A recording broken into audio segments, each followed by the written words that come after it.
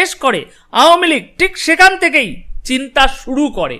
আওয়ামী লীগ কোথাও যায়নি রে ভাই, বরং দ্বিগুণ শক্তি নিয়ে আবার ফিরে আসছে।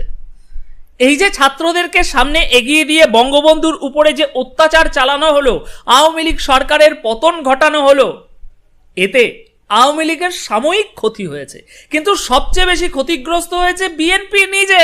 তাদের ভিত আগের থেকে আরো বেশি নড়বড়ে হয়ে গেছে। খুব শীঘ্রই বিএনপিতে বড় ভাঙন আসছে। দলের 60% নেতাকর্মী পাল্টি খাবে, অন্য দলে চলে যাবে। এটা শুধু দেখার অপেক্ষা। বিএনপি ভেবেছিল আওয়ামী লীগকে বিদায় দিলেই তারা ক্ষমতার গদিতে বসতে পারবে, কিন্তু সেই আশার গুড়ে বালি। মোহাম্মদ ইউনিস যে এত সহজে সেটা হতে দেবে না।